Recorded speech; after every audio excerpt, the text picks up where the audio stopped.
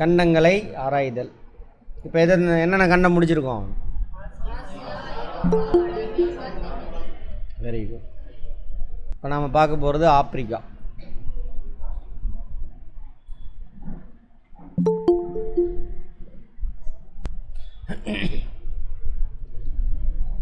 எப்பயுமே என்ன பண்ணுவோம், அந்த பூமியில் அந்த இடம் எங்கே இருக்குது அப்படின்னு பார்க்கணும். எந்த அச்சக்கோடு, தீர்க்கக்கோடு, லேட்டிடியூட், லாங்கிடியூட் எல்லாம் பார்க்கணும். பாருங்க, எல்லா கண்டத்துலேயும் பார்த்தோம்னா இதுதான் பூமியோட மையத்தில் இருக்கக்கூடிய கண்டம். கரெக்டாக 3 முக்கியமான அச்சக்கோடுகள், important latitudes: equator, Tropic of Cancer and Tropic of Capricorn. இது 3 போகக்கூடிய ஒரே கண்டம் எது? ஆப்பிரிக்கா மட்டும்தான். இதை இருண்ட கண்டம்னு சொல்லுவாங்க. ஏன்னா அங்கே பயங்கர வறட்சி அப்படின்னு கட்டுக்கதையெல்லாம் விடுவாங்க. அதெல்லாம் கிடையாது. இங்கே உள்ள பூர்வக்குடி மக்கள் இந்த ஆப்பிரிக்காவினுடைய உள்பகுதியில் என்ன நடக்குது அப்படின்னு நமக்கு வரலாற்று ரீதியாக தெரியல. அதனால் யூரோப்பியன்ஸ் அதை இருண்ட கண்டம்னு சொன்னான். இந்த 3 கோடு போகிறதுனால அங்கே பயங்கர வறட்சி, பஞ்சம் அப்படிலாம் கிடையாது. சரியா? ரைட். இப்போ ஆப்பிரிக்காவை ஈக்குவலாக பிரிக்குது எது? பூமத்திய ரேகை, ஈக்குவேட்டர். இப்போ இந்த ஏரியாவில் என்ன கிளைமேட் இருக்கும்? பசுமை மாறா காடுகள். டெய்லி காலையிலேருந்து சாயந்தரம் வரைக்கும் வெயில். நேற்று வரல நீங்களாம், நீ எங்கேம்மா 2-3 நாளாக காணும்? பாட்டி காது குத்துறாங்களா? சரி, இந்த மாதிரி சாயந்தரத்துக்கு மேலே என்ன ஆகும்? மழை பெய்யும். இந்த இதே அந்தந்த லேட்டிடியூடில் அந்தந்த கிளைமேட்டு தான் இருக்கும். அப்புறம் எங்கெல்லாம் புல்வெளி இருக்கும். உலகத்திலே பெரிய புல்வெளி வெப்பமண்டல புல்வெளி, சவானா புல்வெளி. அதை தாண்டி போனோம்னாக்கா பாலைவனம், உலகத்திலே பெரிய பாலைவனம் சகாரா பாலைவனம். அதேமாதிரி இங்கே ஒரு பாலைவனம். இங்கே மட்டும் மித மண்டல காலநிலை இங்கே கொஞ்சம் இருக்கும் இந்த இடத்துல. அவ்வளோதான் இங்கே உள்ளது சொல்லப்போனால். அப்புறம் அங்கே உயரமான அந்த என்ன மவுண்டெயின், கிளிமஞ்சாரா மவுண்டெயின் இருக்கும். பூமத்திய ரேகை பக்கத்தில் இருக்கும். பனி இருக்கக்கூடிய ஒரே மவுண்டெயின் அதுவாக தான் இருக்கும். பூமத்திய ரேகை பக்கத்தில் இருந்து பனி பிரதேசமாக இருக்கக்கூடிய ஒரே இடம் இது அந்த கிளிமஞ்சாரோ.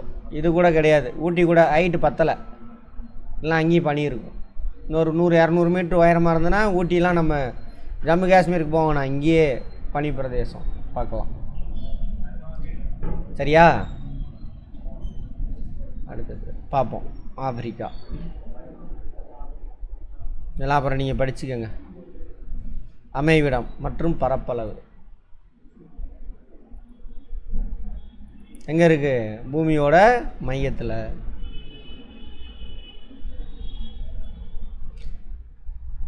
நிலப்பரப்படிப்பில் எத்தனாவது பெரிய கண்டம்? 2வது. மக்கள் தொகை அடிப்படையிலையும் 2வது பெருசு. 2லேயுமே முதல் இடம் எது? ஆசியா. பரப்பளவு ஏரியா அடிப்படையிலும் சரி, பாப்புலேஷன் அடிப்படையிலும் சரி. அதோட 37 டிகிரி இங்கேருந்து 23 டிகிரி தாண்டி போயிடுச்சு. 37 டிகிரி. இந்த இடம் வந்து ஐரோப்பா. இங்கே ஒரு கேனால் போகும். என்ன கேனால் பாருங்கள், பார்த்து வைங்க சார். நீர்ச்சந்தி கேனாலில் நீர்ச்சந்தி. ஜிப்ரால்டர். சரி, அதிலிருந்து 34 டிகிரி தெற்கு அச்சம் வரைக்கும் இருக்கு. அடுத்தது 17 டிகிரி 33 மேற்குலேருந்து 51 டிகிரி கிழக்கு தீர்க்க வரைக்கும். தானே 0 டிகிரி.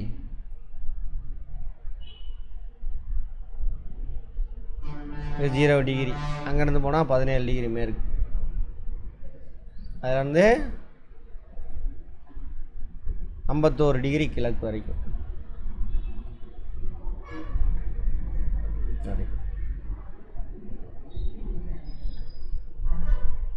இது ஆப்பிரிக்கா. ஆப்பிரிக்காவோட லொக்கேஷன் 30 மில்லியன் சதுர கிலோமீட்டர். ஆமாம். ஃபஸ்ட்டு எவ்வளோ? ஆசியா எவ்வளோ பரப்பு? ஆசியா 20% பூமியில் மொத்த நிலப்பரப்பில். புவி நடுக்கோடு ஈக்குவேட்டர் ஆப்பிரிக்காவை 2 சமபாகங்களாய் பிரிக்கிறது. ஆமாவா? இப்போ தான் பார்த்தோம். கடகரேகை, புவி நிலநடுக்கோடு, மகர ரேகை முக்கியமான அச்சங்கள். ஏன் அது 3 முக்கியமான அச்சங்கள்? அதை தாண்டி சூரிய ஒளி செங்குத்தாக விழுகாது, அங்கேயும் விழுகாது, இந்த பக்கம் விழுகாது, இதுக்குள்ளே தான் விழுகும். கரெக்டா? அதேமாதிரி இதுக்குள்ளே தான் எப்படி இருக்கும்? சூரிய ஒளியோடைய கோணம் அதிகமாக இருக்கும். ஸோ வெப்ப மண்டலம். அதுக்கு மேலே போயிட்டோம்னா என்ன இருக்கும்? வெப்பம் கம்மியாக இருக்கும். ஸோ 3 கோடுகளும் செல்லக்கூடிய முக்கியமாக ஒரே கண்டம் எது? ஆப்பிரிக்க கண்டம். ஆசியா. இது எவ்வளவு? ஆப்பிரிக்கா எவ்வளவு? 30 பில்லியன் சதுர கிலோமீட்டர். இதோட லென்த்து வடக்கு தெற்காக 7623 கிலோமீட்டர் லென்த்து. கிழக்கு மேற்காக அதே 7260 கிலோமீட்டர். 400 கிலோமீட்டர் தான் வித்தியாசம். முதன்மை தீர்க்கம் பிரைம் மெரிடியன் இக்கண்டத்தின் மேல் தான் போகுது. எது பிரைம் மெரிடியன்? இது போகுதா? எல்லாம் படமாக பார்த்துடணும். அக்ரா அருகில் செல்கிறதாம். கானா நாட்டினுடைய தலைநகரம் இந்த இடத்துல வரும். இந்த இடத்துல கானா.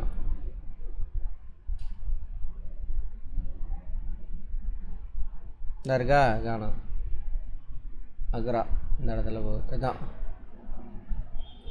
முதன்மை தீர்க்கம். ஆப்பிரிக்காவில் எந்த நகரத்துக்கு பக்கத்தில் போகுது அப்படிம்பாங்க? கானாங்கிறது நாடு, அதோட தலைநகரம். 4 கோலங்களிலும் பரவி இருக்கு. ஆமாவா?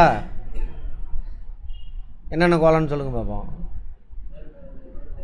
வட அரைகோளம், தென் அரைகோளம்,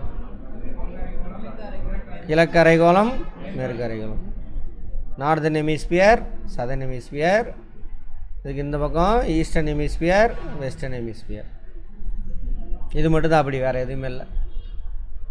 டேவிட் லிவிங்ஸ்டோன், ஸ்டான்லி இவங்க தான் முதல்ல ஆராய்ஞ்சிருக்காங்க அங்கேருந்து. ஏன்னா விடமாட்டானுங்க. இந்த ஏரியாலாம் தொடர்பில் இருந்துச்சு. இதுதான் உலகமேனு வச்சுக்கோங்களேன். நிறைய வருஷமாக இந்த பக்கம்லாம் போக மாட்டாங்க. இது பாலைவனம் தாண்டி இங்கே எவனும் வரமாட்டான்.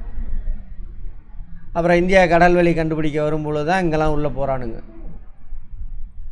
அப்போ அந்த பழங்குடியின மக்கள்லாம் அவனை அடித்து துரத்துவானுங்க. அந்த கதையெல்லாம் நிறையா இங்கிலீஷ் படம் வந்திருக்கும். அப்புறம் அதையும் மீறி அவனுங்களுக்கு பிஸ்கட் அதெல்லாம் கொடுத்து கரெக்ட் பண்ணி அப்புறம் உள்ள வரைக்கும் போய் ஆய்வு செய்கிறானுங்க. இப்படி ஆய்வு செஞ்சவன் யார்? 2 பேர். David Livingstone, HM Stanley. அதே மாதிரி முதல் மனிதன் தோன்றிய கண்டம் அதுதான்றாங்க, மனித இனம். அது இல்லை, எல்லா கண்டமும் ஒரே இடத்துல இருந்துச்சுல்ல, அதான் கரெக்ட். எல்லா கண்டமும் ஒரே இடத்துல இருந்துச்சுல்ல, அதுக்கு பேர் என்ன? பேஞ்சியா. அதனால் தாய் கண்டம்.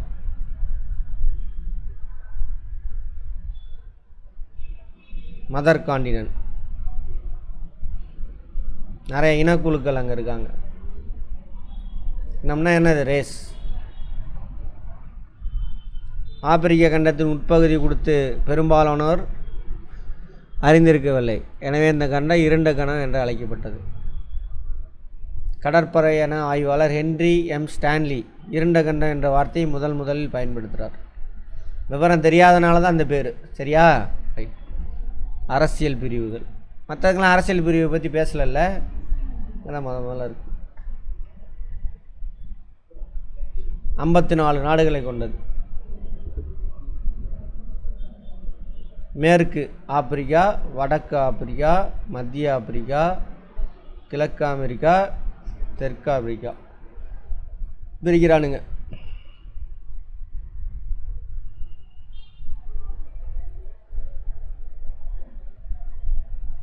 இது மேற்கு, வடக்கு, கிழக்கு, மத்திய ஆப்பிரிக்கா, தெற்கு ஆப்பிரிக்கா.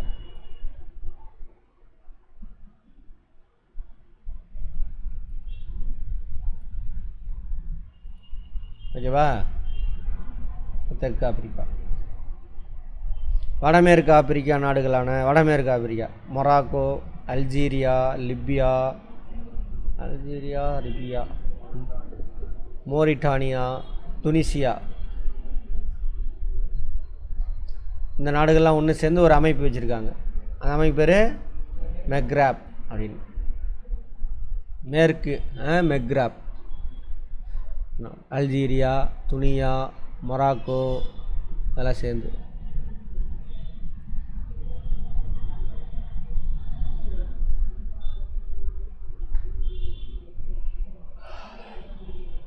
இயற்கை அமைப்புகள். இயற்கை அமைப்புனா எதை பற்றி படிக்கிறது?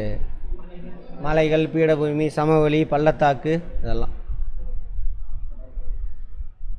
8 இயற்கை பிரிவு இருக்காமா. தென் அமெரிக்காவில் எத்தனை பார்த்தோம்? 3 தான். இங்கே 8 இருக்கு. சகாரா, வடபகுதியில் அமைந்துள்ள புகழ்பெற்ற சகாரா பாலைவனம் அமைந்துள்ளது. உலகத்திலே பெரிய பாலைவனம் தான். வெப்பமண்டல பாலைவனம், குளிர் பாலைவனம் இல்லை, வெப்பமண்டல பாலைவனம். வெப்பமண்டல பாலைவனம்லாம் எங்கே இருக்கும்? எந்த மண்டலத்தில்? துணையாயன உயரழுத்த மண்டலங்கள். துணையாயன உயரழுத்த மண்டலங்கள்.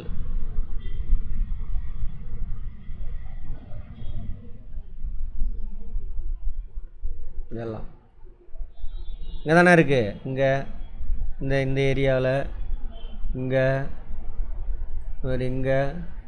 இங்கே எல்லாம் அவ்வளோதான் பாலைவனமே, வெப்ப பாலைவனமே. ஆஸ்திரேலியா ஃபுல்லாகவே பெரும்பாலும் பாலைவனம் தான். என்ன காரணம் பல டைம் சொல்லியாச்சு. 9.2 மில்லியன் சதுர கிலோமீட்டர். அடையாப்பா, மொத்தமே 30 மில்லியன் சதுர கிலோமீட்டர் தான் ஆப்பிரிக்கா. அதில் 1/3 எது? சகாரா பாலைவனமே இருக்குது. சகாரா பாலைவனத்தின் மேற்கில் அட்லாண்டிக் பெருங்கடல், கிழக்கில் செங்கடல், வடக்கில் மத்திய தரைக்கடல், தெற்கில் சாயல்.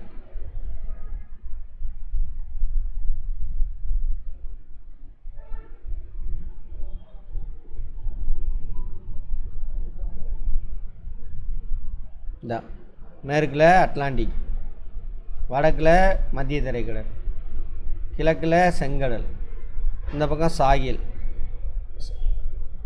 இடம். அதாவது இது பாலைவனம், புல்வெளி ரெண்டும் சேரக்கூடிய ஏரியா. இப்போ புல் இருக்கும் அங்கங்கே. அந்த ஊசி மரங்கள், அக்கேசியா, நம்ம ஊரில் கருவேல மரம்னு சொல்கிறாங்கள்ல, சவுத்தெல்லாம் இருக்கும். கம்மாயில் ஏரியெல்லாம் வச்சுருப்பானுங்க, அந்த மரம் இருக்கும் அங்கங்கே டாட்டடாக, அங்கங்கே நெருக்கமாக இருக்காது. இதான் சாயல். இதெல்லாம் எதோட எல்லைகள்? சகாரா பாலைவனத்தின் எல்லைகள். இப்பாலைவனத்தில் அல்ஜீரியா, சாட்டு, எஜிப்து நாடுகள், அத்தனை நாடுகள் பங்கு போட்டுக்கிறாங்க. லிபியா, மாலி, மோரிட்டானியா, மொராக்கோ, நைஜர், மேற்கு சகாரா, சூடான், துனிசியா, 11 நாடுகள் இருக்குது. சகாரா பாலைவனத்தில் எத்தனை நாடுகள் இருக்குதுன்னு கேட்கலாம். எத்தனை நாடுகள்? 11 நாடுகள். மொராக்கோ, மோர்டோனியா, மேற்கு சகாரா, மாலி, நைஜர், அல்ஜீரியா, லிபியா, எஜிப்து, சாட்டு, சூடானு, இங்கே 2 சேர்த்திக்கங்க.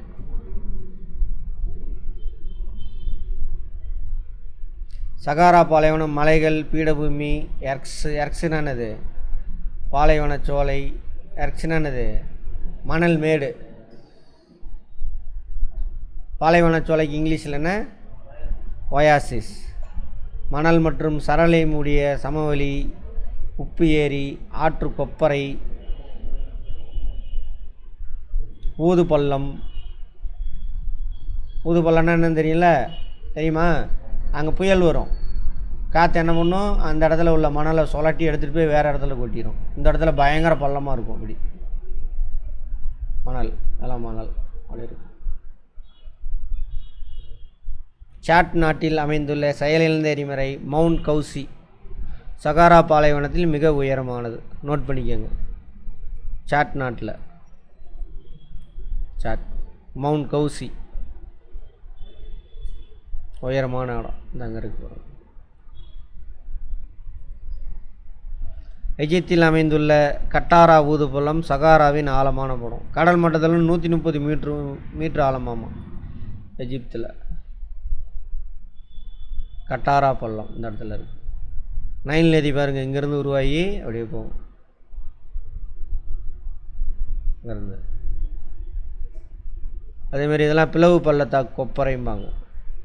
பார்த்துருக்குமா பிளவு பள்ளத்தாக்கு கொப்பரை? ஞாபகம் இருக்கா? ரிஃப்ட் வேலி ஞாபகம் இல்லையா?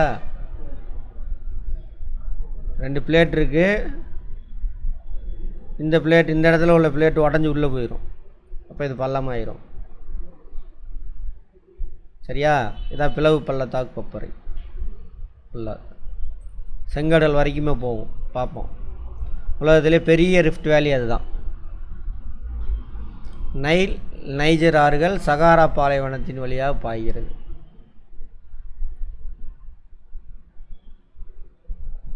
நைல், இது நைஜர். கொஞ்சோண்டு தான் ஒரு நைல் நதி தான் ஃபுல்லாக. இந்த நதி ஓடுனதுனால தான் எங்கள் மக்கள் வாழ்ந்தாங்க, பூர்வகுடி மக்கள்.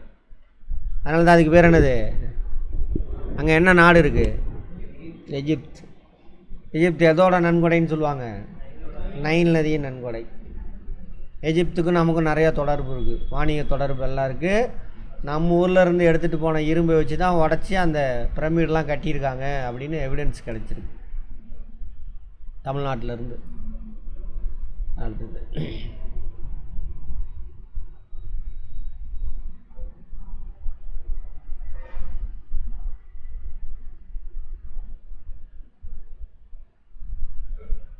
கௌசி, பட்டாரா டெப்ரெஷன், நைலு. எங்கே போய் கலக்குது? மத்திய தரைக்கடல். இங்கே என்னமோ ஒரு இது லேண்ட் ஃபார்ம் இருக்குது, என்னன்னு சொல்லுங்கள் பாப்போம். என்ன லேண்ட் ஃபார்ம்? சூயஸா? அதை விடுங்க, நான் அதை கேட்கல. இங்கே தெரியுதா? லேண்ட் ஃபார்ம்னு கேட்குறேன். Delta sir. Delta, very good. Delta பறவை பாதை மாதிரி இருக்கும் பார்க்குறதுக்கு. இது அட்லஸ் மவுண்டெயின்.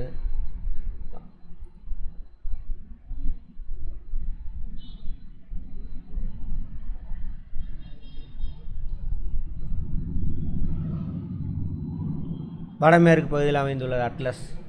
இது ஒரு இளம் மடிப்பு மலையாமா அட்லஸ். இருக்குல்ல அட்லஸ். ஜிப்ரால்டர் ஸ்ட்ரெயிட்டு மத்திய தரைக்கடலையும் அட்லாண்டிக் ஓசனையும் இணைக்கக்கூடியது இந்த இடத்துல இருக்குது. அந்த பக்கம் போனீங்கன்னாக்கா யூரோப்பு, இந்த பக்கம் ஆப்பிரிக்கா.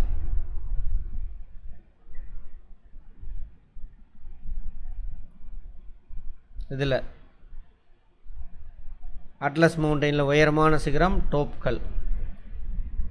அடுத்து சாஹேல். சகாரா முடிஞ்சா அதை ஒட்டின பகுதி சாஹேல்.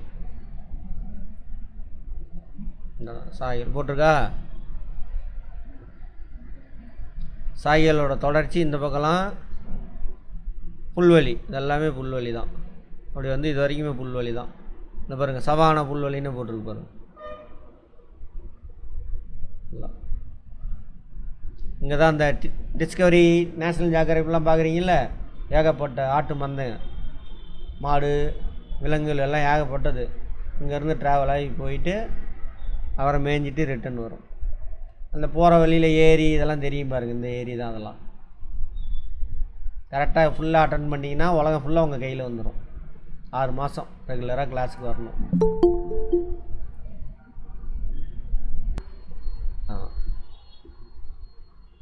விளிம்பு, அரை வறண்ட, செமி அரீடு அப்படிம்பாங்க. வெப்பமண்டல சவானா பகுதி, அரை வறண்ட. பாலைவனத்தை ஒட்டி அப்படியே லைட்டாக மாறுது, கேரக்டர் மாறுது. இது ஃபுல்லாக பாலைவனம், இது அரை வறண்ட பாலைவனம்.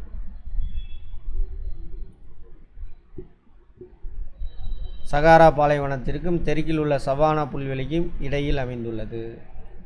இது கிழக்கு மேற்காக 4000 கிலோமீட்டர் தொலைவிற்கு நீண்டு 3 மில்லியன் சதுர கிலோமீட்டர் பரப்பை கொண்டுள்ளது.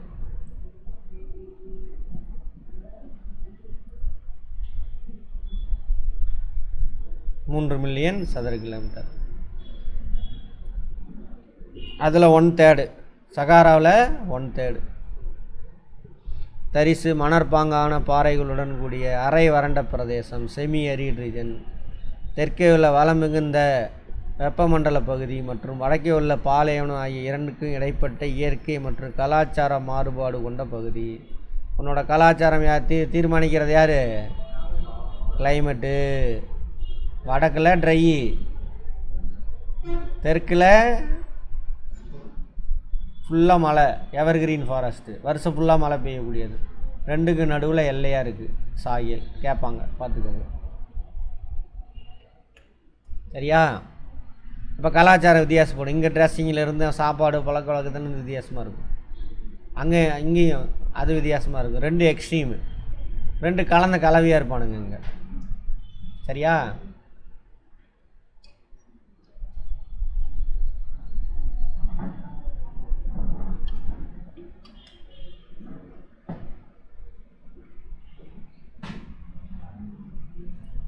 அப்படியே புரிஞ்சிட்டே வாங்க, எதையும் மனப்பாடம் பண்ணாதீங்க.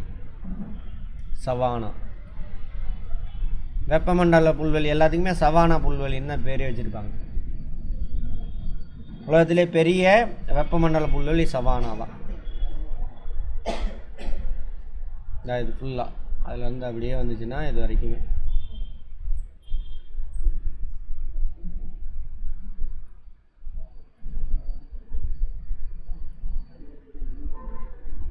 நல்ல ஓரளவுக்கு மிதமான மழை இருக்கும், வெப்பம் அதிகமாக இருக்கும்.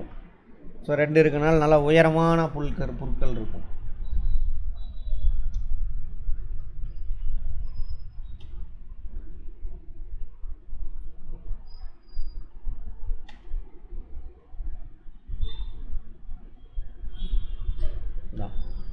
டிஸ்கவரி, நேஷ்னல் ஜியோகிராஃபிக்லாம் பார்க்குறீங்களா? அப்படியே ஆயிரக்கணக்கான கேட்டில்ஸ் அப்படியே போகும், ட்ராவல் ஆகிட்டு போகிற வழியில். சிங்கம், புலி இருக்காது. சிங்கம் புலி ரெண்டு இருக்கிற ஒரே காண்டினென்ட். காண்டினென்ட் கூட சொல்ல முடியாது, நாடு இந்தியா. இதுதான் அந்த அக்கேசியா மரம். நம்ம ஊரில் கருவேல மரம்னு சொல்கிறாங்கல்ல, சீமை கருவேல மரம் இல்லை, இது கருவேல மரம். சவுத்துலலாம் போனீங்கன்னா ஏரியில் கம்மான்னு சொல்லுவாங்க, அது ஃபுல்லாக இருந்தால் நட்டு வச்சுருப்பாங்க. இந்த வேலை மரம் அப்படின்னு சொல்லுவாங்க பாருங்கள், கருவேல மரம், அதுதான் இது.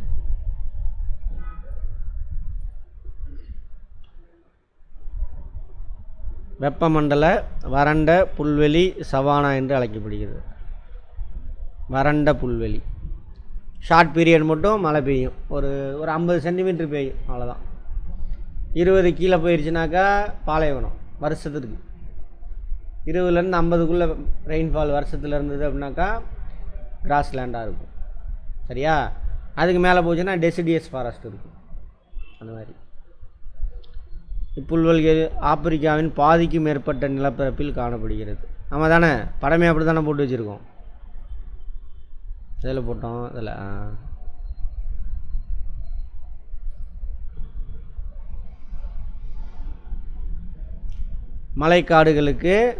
மலைக்காடுகள் லூசு பசங்க, இந்தலாம் கிடையாது. ரெயின் ஃபாரஸ்ட் இந்தலாம் வடக்கு மற்றும் தெற்கு என இரு பகுதிகளும் காணப்படுகிறது. ஆமாவா? இதாங்க ரெயின் ஃபாரஸ்ட். அதோட வடக்கு, இந்த பக்கம் தெற்கு, ரெண்டு பகுதியிலுமே இருக்குது. பாருங்கள், பூமியை எப்படி புரிஞ்சு வச்சுருக்கிறானுங்கன்னு. புரிஞ்சு எவ்வளோ கஷ்டப்பட்டு கண்டுபிடிச்சி வச்சுருக்கிறான். நம்ம என்ன பண்ணுறோம்? அதை புரிஞ்சுக்க மனப்பாடம் பண்ணி வாந்தி எடுத்துக்கிட்டு இருக்கிறோம். சவானாவில் ஒரு சில பகுதிகளில் மரங்களும் மற்ற பகுதியில் உயரமான புற்களும் காணப்படுகிறது. ஏதாவது அங்கங்கே இருக்கும் 1-2 மரம், அவ்வளோதான். பல்வேறு வன விலங்குகளின் மேய்ச்சல் நிலங்களாக உள்ளன. செரன்கேட்டி சமவெளியானது சவானா பகுதியில் அமைந்துள்ள மிகப்பெரிய சமவெளிகளில் ஒன்று. செரன்கேட்டி அங்கே இருக்கக்கூடிய மிகப்பெரிய சமவெளி. மலை, பீடபூமிலாம் கூட இருக்கும், சமவெளி சொல்கிறாங்க.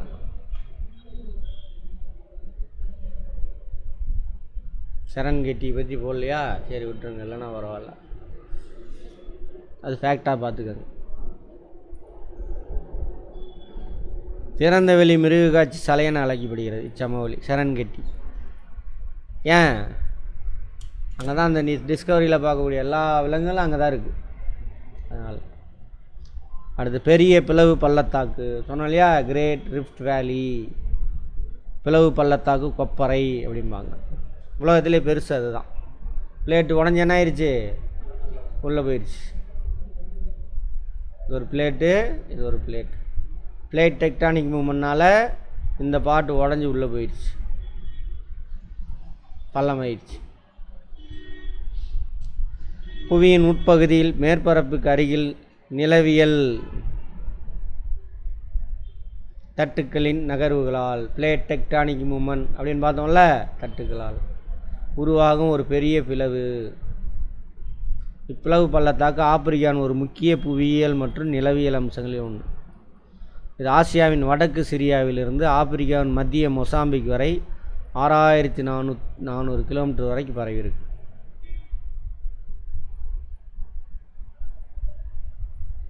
பாருங்க, மொசாம்பிக்லேருந்து இங்கேருந்து அப்படியே போனீங்கன்னா இது பாருங்க, அப்படியே தொடருது பாருங்கள், ரெட் சி இப்படி சிரியா வரைக்கும். சிரியா இந்த இடத்துல தான் வரும், இந்த இடத்துல சிரியா. இங்கே தான் இஸ்ரேல் பாலஸ்தீனெலாம் இருக்குது இந்த இடம். இதான் யூப்ரட்டிஸ் டைக்ரீஸ். இங்கே என்ன நாடு இருக்குது? யூப்ரட்டிஸ் டைக்ரீஸ் என்ன நாடு இருக்குது? ஈராக், ஈரான் அந்த பக்கம் இருக்குது. மெசபடோமியா நாகரிகம் பார்த்தோம்ல, அது நதி தெரியுதா ப்ளூ கலரில்? ஆப்பிரிக்காவில் பெரிய ஏரியில் பிளவு பள்ளத்தாக்கு பகுதியில் தொடர்ச்சியாக காணப்படுகிறது. இங்கேயும் ஏரி அங்கங்கே எல்லாம் பிளவு பள்ளத்தாக்கு கொப்பரை ஏரியா தான் எல்லாமே. அங்கேருந்து ஆறு உருவாகும். புவியில் காணப்படும் உறையாத மேற்பரப்பு நன்னீரில் 25% ஆப்பிரிக்காவின் பெரிய ஏரிகளில் காணப்படுகிறது. அடியாப்பா, உறையாத நன்னீர் எங்கே இருக்குது? ஆப்பிரிக்காவில் பெரிய ஏரியில். சொல்லுங்கள். அடுத்தது 7 பெரிய ஏரிகள் காணப்படுது. 5 பெரிய ஏரி எங்கே இருக்குது? வட அமெரிக்கா. Very good. அதில் பெருசு எது? சுப்பீரியர். உலகத்திலே பெரிய நன்னீர் ஏரின்னா அதுதான் சுப்பீரியர். இப்பகுதியில் அமைந்துள்ள விக்டோரியா ஏரி ஆப்பிரிக்காவின் மிகப்பெரிய நன்னீர் ஏரி. விக்டோரியா ஏரி ஆப்பிரிக்காவில் மிகப்பெரிய நன்னீர் ஏரி. கிரேட் லேக்ஸ் இதெல்லாம், லேக் விக்டோரியா. அங்கே இருந்தால் நைல் நதி கூட உருவாகணும். இந்த கிளிமஞ்சாரோ, மவுண்ட் கிளிமஞ்சாரோ. இந்த ஈக்குவேட்டர் பக்கத்தில் இருக்குது. மவுண்ட் கயானாவா கன்யாவா ஏதோ ஒன்று. அமெரிக்க ஐக்கிய நாட்டின் சுப்பீரியர் ஏரிக்கு அடுத்து உலகின் 2வது பெரிய ஏரி அதுதான். எது? விக்டோரியா. இது நைல் நதியின் பிறப்பிடமாக உள்ளது. அங்கே தான் நைல் நதி உருவாகி போகுது. இப்பள்ளத்தாக்கில் அமைந்துள்ள டாங்கானிகா ஏரியானது உலகில் ஆழமான மற்றும் அதிக நீளம் கொண்ட நன்னீர் ஏரி. ஆழம் சரியா? அதிக ஆழமும் அதிக நீளமும் கொண்ட நன்னீர் ஏரியா தான் ஆமாம்மா டாங்கானிகா. எங்கே இருக்குது? எல்லாம் கிரேட் ரிஃப்ட் வேலி இருக்கு இல்லையா, தான் இருக்குது பாருங்க. தான் நீளமானது ஆழமானது பாருங்கள். மேப்லேயே இவ்வளோ பெருசு தெரியுதுன்னா அது எவ்வளோ பெரிய ஏரியா இருக்கும் பாருங்க. வேர்ல்டு மேப்பை சுருக்கி வச்சுருக்கோம். ஆல்ஃபர்ட், எட்வர்ட், கியூ, மாலாவி, துர்கானா இதெல்லாம் மற்ற ஏரிகள் அந்த ஏரியாவில். அவ்வளோதான். டாங்கானியா கேட்பான் பார்த்துக்கோங்க. உலகத்தில் ஆழமான நீளமான ஏரின்னு கேட்டால் இது. உலகத்தில் பெரிய ஏரின்னு கேட்டால் இது சுப்பீரியர். சரியா? என்னம்மா சரியாயிடுச்சா? தண்ணி குடிங்க போயிட்டு. அடுத்தது கிளிமஞ்சாரோவின் மலை உச்சியில் பனிப்படிவுகள் 20ஆம் நூற்றாண்டிலிருந்து மறைந்து வருகிறது.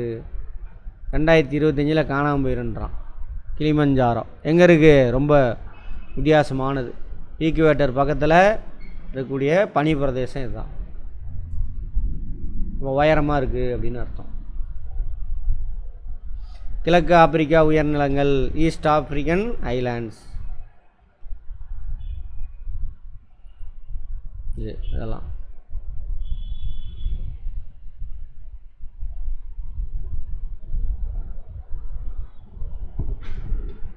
உயர்நிலங்கள். இந்த உயர்நிலங்கள் எத்தியோப்பியாவிலிருந்து நன்னம்பிக்கை முனை வரை பரவியிருக்கு. இந்த எத்தியோப்பியா எல்லாம் இதில் வந்து அப்படியே வந்தால் நன்னம்பிக்கை முனை வரை இது வரைக்கும். கேப் ஆஃப் குட் ஹோப் எத்தனை பார்த்துருக்கோம்? சகாரா, சாயேல், அப்புறம் சவானா, கிரேட் ரிஃப்ட் வேலி, கிழக்கு உயர்நிலம். மொத்தம் எத்தனை? 4 5. கிளிமஞ்சோராவானது இந்த உயர்நில கிழக்கு உயர்நில பகுதியில் தான் இருக்குது, பார்த்துட்டோம்.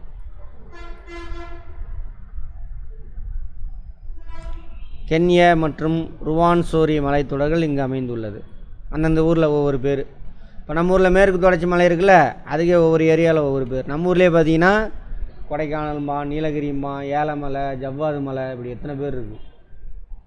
எதுக்கு? மேற்கு தொடர்ச்சி மலைக்கு. அது மாதிரி இங்கே குறைவான மக்கள் தொகையுடன் வளமான புல்வெளிகள், காடு, நீரோடைகள், நீர்வீழ்ச்சி, ஃபால்ஸு, இங்கிலீஷில், தமிழில் அருவி, இதெல்லாம் இருக்குது. பனி சூழ்ந்த காலை பொழுதும் மாலை தென்றலும் உலகில் பிற பகுதியில் சுற்றுலா பயணிகளை ஈர்க்கிறது. எது? இந்த உயர்நிலம். பனி சூழ்ந்து இருக்கும். ஆமாம், தென்றல் காற்று நல்லா வீசுங்க. எந்த ஏரியாவில் இருக்குது? ட்ரேடு விண்ட் ஏரியாவில். இதான் ஈக்குவேட்டர். சவுத் ஈஸ்ட் ட்ரேடு விண்டு வீசும், சூப்பராக இருக்கும். அப்போ எப்படி யூரோப்பியன்ஸ் அங்கே குமிஞ்சு கிடப்பானுங்க. சுவாலி கடற்கரை, கிழக்கு ஆப்பிரிக்க கடற்கரை நெடுகிலும் சுவாலி கடற்கரை அமைந்துள்ளது. அப்படியே இது உயர்நிலமா? உயர்நிலத்தை ஒட்டி இதெல்லாம் சுவாலி கடற்கரை. இதை போட்டிருப்பாங்க, சுவாலி கோஸ்ட். எந்த கண்டம் பார்த்துக்கிட்டு இருக்கோம்? ஆப்பிரிக்கா. இக்கடற்கரை சோமாலியா முதல் மொசாம்பிக் வரை இந்திய பெருங்கடலை ஒட்டி சுமார் 1610 கிலோமீட்டர் நீளத்தை கொண்டுள்ளது. எங்கேருந்து எங்கே வரைக்கும்? சோமாலியாவிலேருந்து மொசாம்பிக் வரைக்கும்.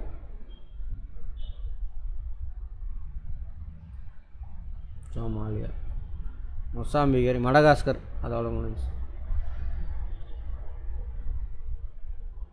இது இந்திய பெருங்கடல். டார்க் காண்டினென்ட் எது? ஆப்பிரிக்கா.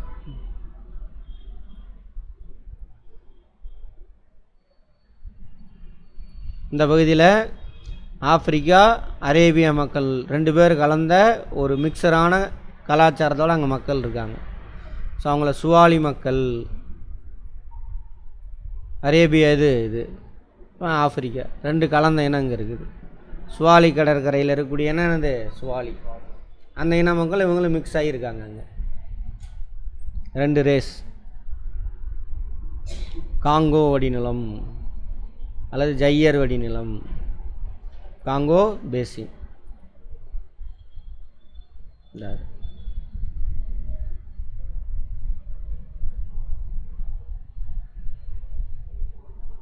தான் அமேசானில் பார்த்தோம்ல, அமேசான் பேசின், அது மாதிரி இங்கே பெரிய பேசின். 2வது கூட சொல்லலாம், உலகத்திலேயே 2வது பெரிய வடிகால் அமைப்பு.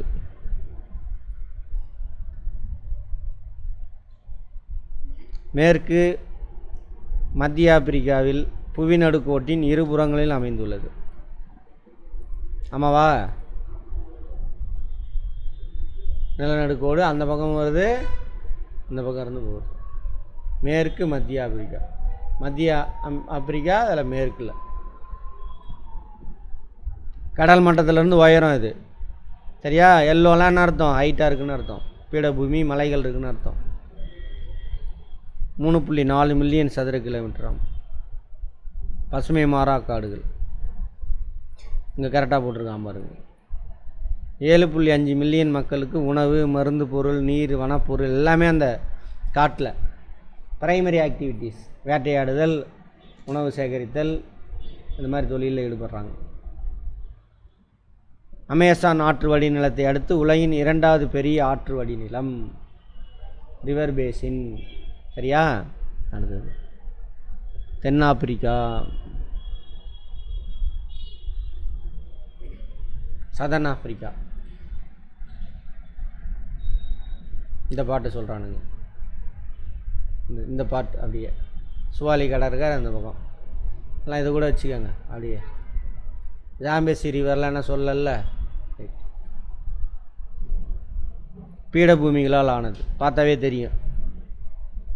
பீடபூமி தான் எல்லாம் பார்த்தா ரொம்ப தூரத்துக்கு பறந்து ஹைட்டு 300 மீட்டருக்கு மேலே ஹைட்டாக இருக்குது. டிராகன்ஸ்பெர்க் வன் சரிவுடைய கிழக்கு பகுதியில் அமைந்துள்ளது.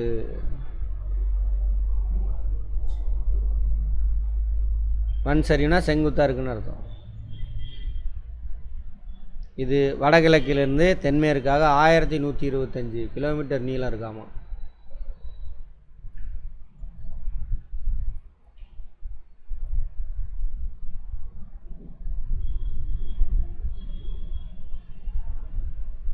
இந்த பாட்டு தான்.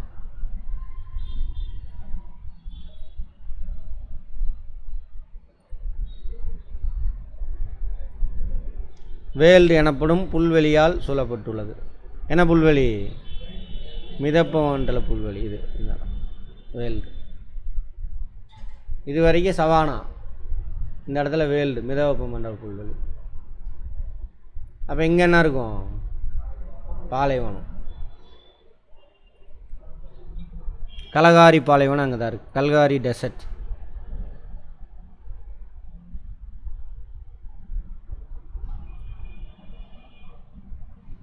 கல்காரி, நமீப் 2 பாலைவனம் இருக்குது. கல்காரி இந்த இடத்துல, நமீப் 2 பாலைவனம்.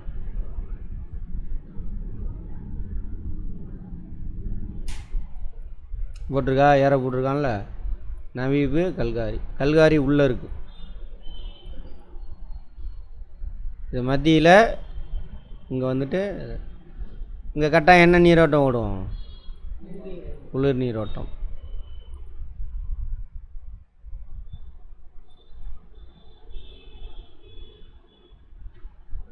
ஆரஞ்சு மற்றும் ஜாம்பசி நதிகளுக்கு இடையே அமைந்துள்ள ஒரு வறண்ட முட்புதர் நிலம். கல்காரி பாலைவனம் இல்லைன்றான். Orange, Zambezi river Orange, Zambezi. தண்ணி இல்லைனாவே என்னது? பாலைவனம் தானே. முட்புதராக இருக்காமா, அங்கே மணல் இருக்காது, அதனால சொல்கிறானுங்க.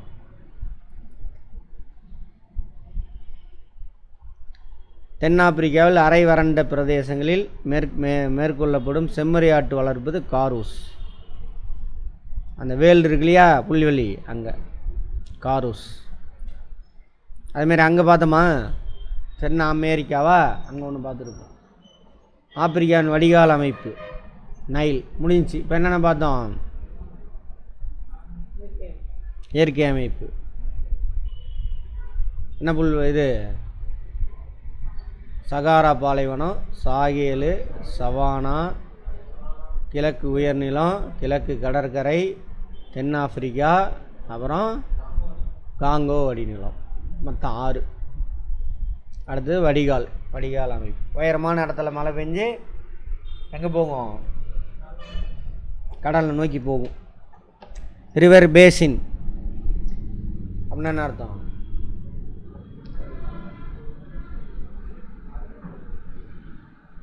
அந்த ஆறு போகக்கூடிய லேண்டு ரிவர் பேசின். சரியா? ரிவர் சிஸ்டம் அப்படின்னா என்ன? வடிகால் அமைப்பு. சத்தமா சரியா தப்பா சொல்லுங்கள். சொல்லுமா மேகலா? உங்களை தான். மேகலா தானே நீங்கள்? உங்கள் பேர் என்ன? கல்பனா. என்னது வடிகால் அமைப்பு?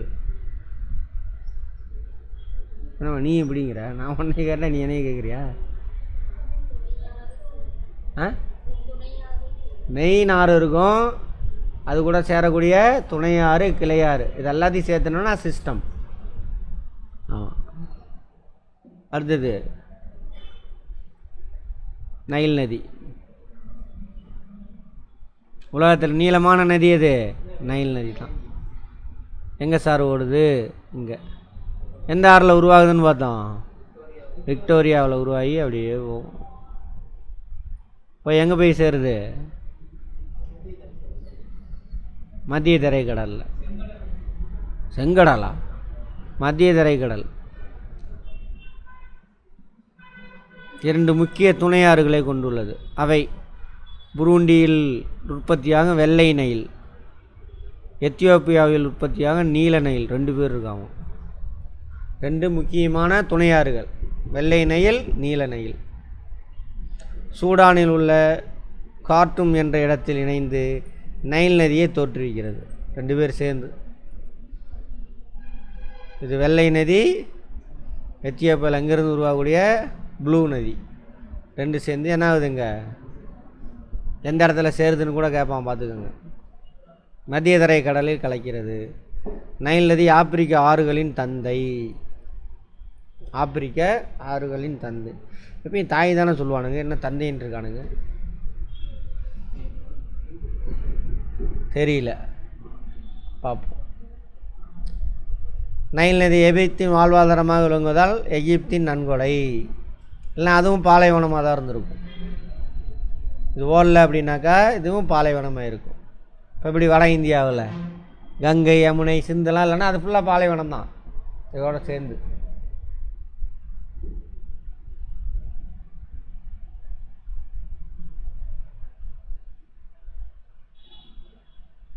காங்கோ ஆறு, ரிவர் காங்கோ அல்லது ஜையர் எங்கே ஓடுதுன்னு பார்த்தோம்?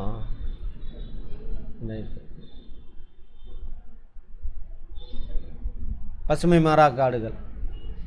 2வது பெரிய பேசின், ரிவர் பேசின். ஆப்பிரிக்கன் 2வது பெரிய ஆறு. அதே மாதிரி உலக அளவில் பேசின், ரிவர் பேசின், நீளம் பெரிய ரிவர் பேசின் அதான். ஜாம்பியாவின் வடகிழக்கு உயர்நிலங்களில் அமைந்துள்ள டாங்கானிகா, நயாசா ஏரிகளுக்கு இடையே உற்பத்தியாகிறது. இது மேற்கு ஆப்பிரிக்காவின் வழியாக அட்லாண்டிக் பெருங்கடலில் கிடைக்கிறது.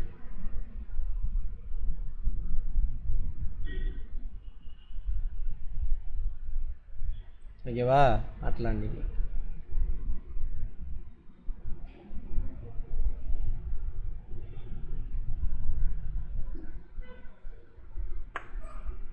அமேசான் பார்த்தோம்ல, இதையும் பார்க்கலாம்.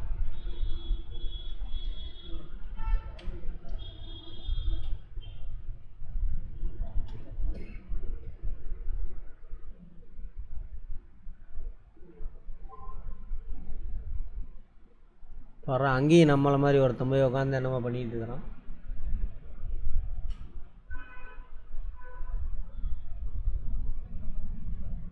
இதுக்கு அங்கே வந்துருச்சா? அதுதானே, அங்கே எங்கடா போய் தாடி வச்சுட்டு சாமி கும்பிட்றான்னு பார்த்தேன்.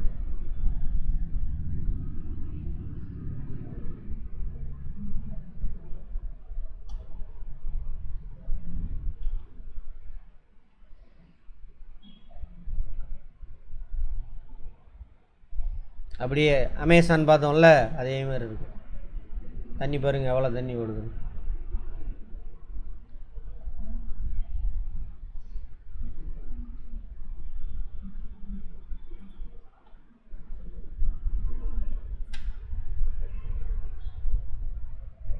பசுமை மாறாக்காடுகள், கேனோப்பி, அதெல்லாம் பயங்கர உயரமாக மரம் இருக்கும். அப்புறம் குட்டையான மரம், அது கீழே ஸ்ரப்ஸு, அப்புறம்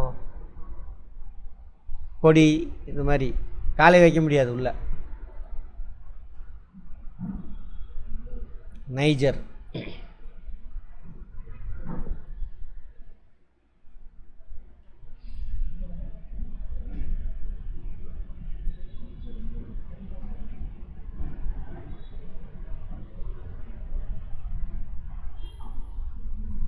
நைஜர் எங்க வளைகுடா அங்கே தான் இருக்குது. கினியா வளைகுடா.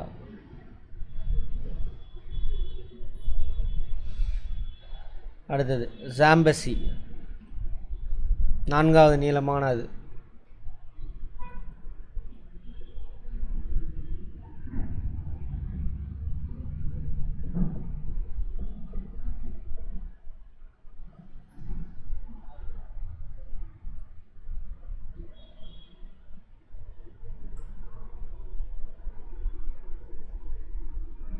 வடமேற்கு ஜாம்பியாவா? சரி, வேறு சாம்பிஸ் இந்திய பெருங்கடலில் வந்து கலக்கும். இது மடகாஸ்கர்.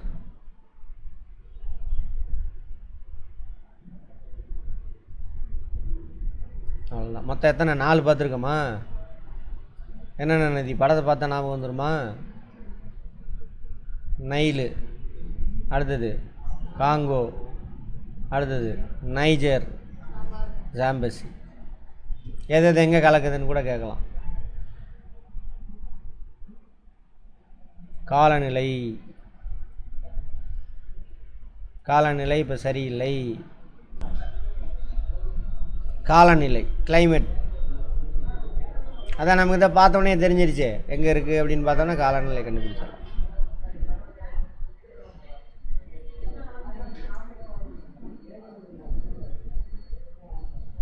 என்ன காலநிலை இருக்கும்? இங்கே வந்துட்டு பூமத்திய ரேகை காலநிலை. இது வந்து மேடான பகுதி அப்படின்றதுனால அங்கே மழை பொழிவு கம்மியாக இருக்கும். அப்புறம் இதெல்லாம் புல்வெளியாக மிதமான மழைப்பொழிவு இருக்கும். இது பாலைவனம், இது பாலைவனம். அவ்வளோதான். இங்கே பார்த்தீங்க அப்படின்னாக்கா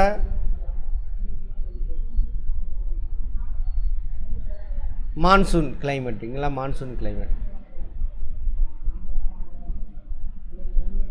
இதெல்லாம் மான்சூன் கிளைமேட். இதான்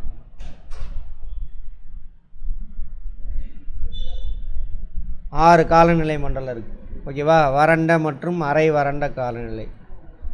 அதான் எது சவானா இதெல்லாம்.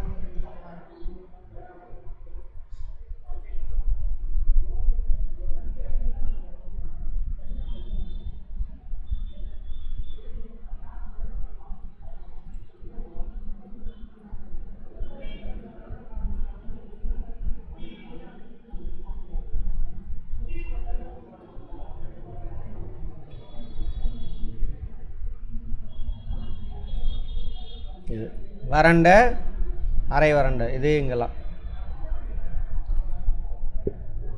வட மற்றும் தென் ஆப்பிரிக்க பகுதியில் இக்காலநிலை நிலவுகிறது. இப்பகுதியில் மழைப்பொழிவு குறைந்து காணப்படும். அவ்வளோதான். ஓகேவா? வேறு எதுலேயே பார்த்துட்டோமா? அதே இது புக்கில் போயிருக்குமா? சரி, ஏங்க அதுவும் இதுவும். அடுத்தது 2வது காலநிலை வெப்பமண்டல சவானா காலநிலை. இக்காலநிலை புவி நிலநடுக்கோட்டின் இருபுறமும் 10லிருந்து 20 டிகிரி அச்சத்தில் காணப்படுது. இது ஒரு வெப்பமண்டல ஈர மற்றும் வறண்ட காலநிலை கொண்டது. கொஞ்ச நாளைக்கு மழை பொழிவு வரைக்கும் ஈரப்பதமாக இருக்கும், கொஞ்ச நாளைக்கு ட்ரையாக இருக்கும். எங்கே இதெல்லாம்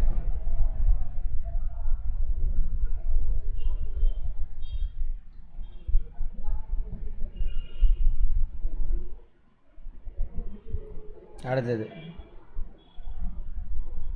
புவி நடுக்கோட்டு காலநிலை. அங்கே காங்கோ, நைஜீர் அந்த ஏரியா இருக்குல்ல, இது ஈக்குவேட்டரியல் கிளைமேட்.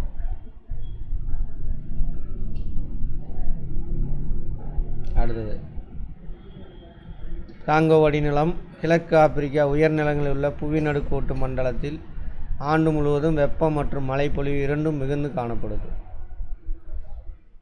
இந்த ஏரியா இங்கே கொஞ்சம் ஆண்டு முழுவதும் வெப்பம் மற்றும் மழைப்பொழிவு நிறையா இருக்குது.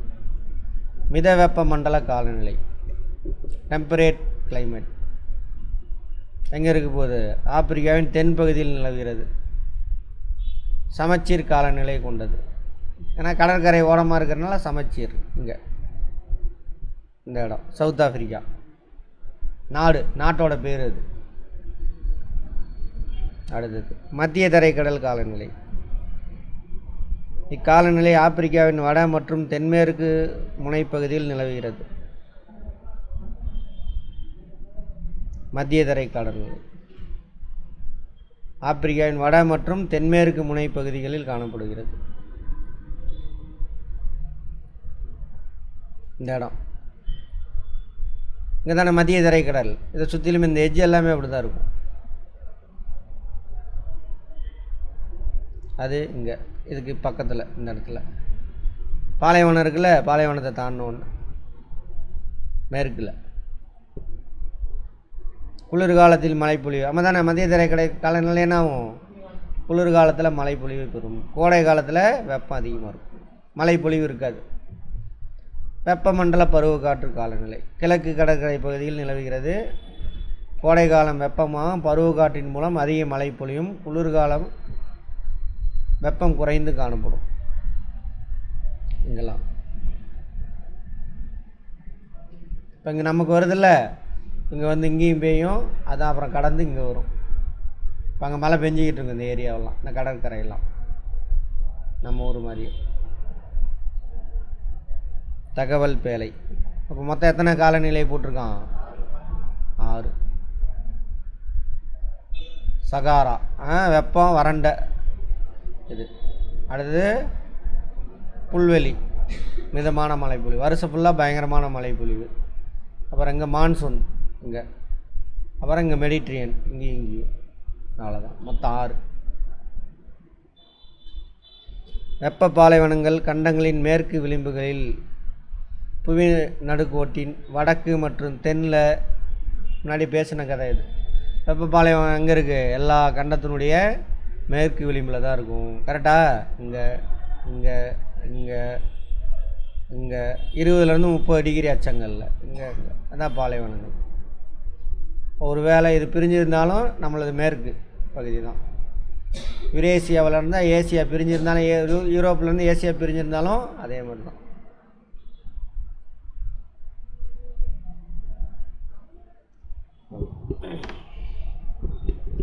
அடுத்தது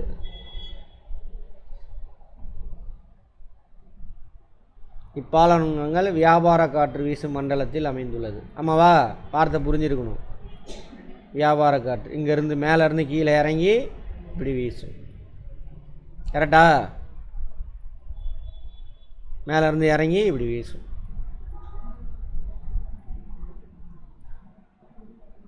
வியாபார காற்றுகள் வடகோளத்தில் வடகிழக்கில் இருந்தும் தென்கோளத்தில் தென்கிழக்கில் இருந்தும் வீசுகிறது. முன்னாடி படமே போட்டாச்சு. வடகிழக்கிலேருந்து வீசு, தென்கோளத்தில் தென்கிழக்கிலேருந்து வீசு. இங்கேருந்து வீசுதில்ல லேண்டு, மேலேருந்து கீழே இறங்கி இங்கே இருக்கக்கூடிய ஈரப்பதத்தையும் எடுத்துகிட்டு என்ன ஆயிரும், வந்துடும். அப்போ எங்கேயுமே மழை பொழிவு இருக்காது, இங்கே ட்ரை க்ளவுடு ஃபார்ம் ஆகாது. கிழக்கிலிருந்து மேற்கு நோக்கி வீசுது. ஆமாம், பார்த்தாவே தெரியும். இக்காற்று கண்டங்களின் கிழக்கு விளிம்பில் அதிக மழைப்பொழிவையும் ஏற்படுத்தி மேற்கு பகுதியை அடையும் பொழுது ஈரப்பதத்தை இழந்து வறண்ட காற்றாகவும் வீசுகிறது. கண்டங்களின் மேற்கு பகுதிகள் பாலைவனங்களாக உள்ளன. மேற்கு பகுதி பாலைவனம். இங்கே வேணால் மழைப்பொழிவு இருக்கலாம், இந்த இடத்துல மழைப்பொழிவு இருக்கும் வீசுகிறப்ப. இங்கே மழைப்பொழிவு இருக்காது.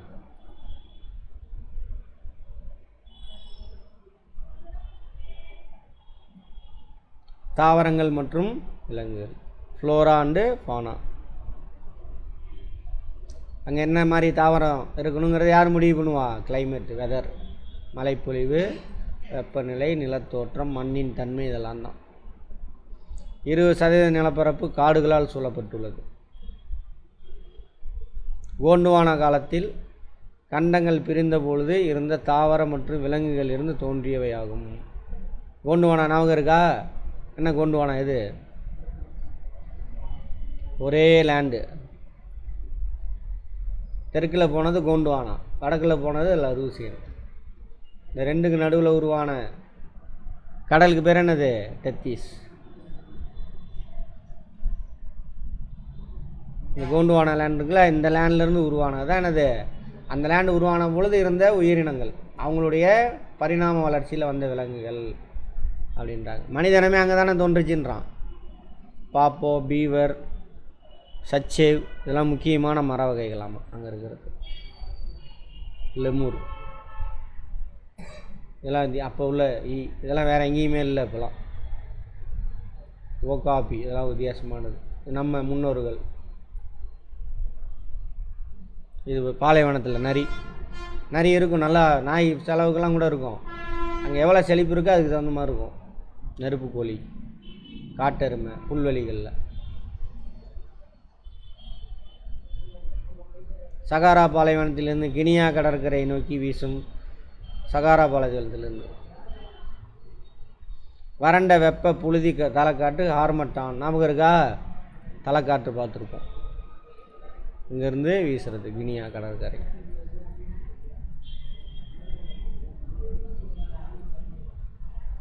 சகாரா பாலைவனத்திலிருந்து மத்திய தரைக்கடல் நோக்கி வீசும் வெப்ப தலைக்காற்று சிராக்கோ. ஞாபகம் இருக்கு இல்லையா? இங்கேருந்து அங்கே வீசும் சிராக்கோ வெப்ப தலைக்காற்று. அங்கே பார்த்துருப்போம். அதுதான் அங்கே பார்த்தோம் இல்லையா? வேர்ல்டு ஜியோகிராஃபி வேர்ல்டு ஜியோமார்ஃபாலஜி அங்கே பார்த்தது எல்லாமே இங்கே அப்படியே ஒவ்வொரு கண்டத்துக்கு பார்த்துட்டு வரோம். புவியின் அணிகலன் என்றும் உலகின் பெரும் மருந்தகம் என்றும் அழைக்கப்படுவது வெப்பமண்டல மலைக்காடுகள். எல்லா மலைக்காடுகளும் அமேசான், காங்கோ, அப்புறம் அங்கே இந்தோனேசியா, ஜாவா, சுமத்ரா அங்கெல்லாம் இருக்குல்ல, அதெல்லாம் பாப்போ மரம் சூப்பராக இருக்கும். நம்ம கேரளாலாம் மேற்கு கடற்கரை இருக்கு இல்லையா? அந்த பக்கம்லாம் அப்படி தான் இருக்கும். விலங்குகள் சவானாவில் மட்டும் சவானா புல்வெளியில் விலங்குகளின் திறந்த அருங்காட்சியகம் அப்படின்றாங்க.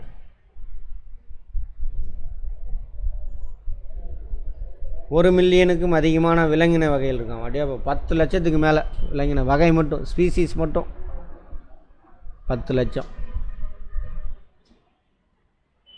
மிகப்பெரிய யானையிலே நம்ம யானையோட அங்கே தான் ஏசியாட்டிக் யானையோட அங்கே ஆப்பிரிக்கா யானை தான் பெருசு. ஒட்டகச்சிவிங்கி, நிலவாழ் விலங்கினங்களும் அடங்கும்.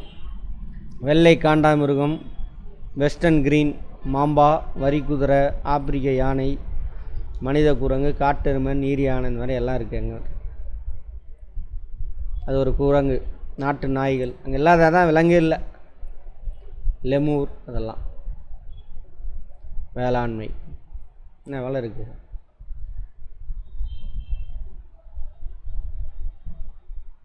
சரி, இன்றைக்கி போதும்.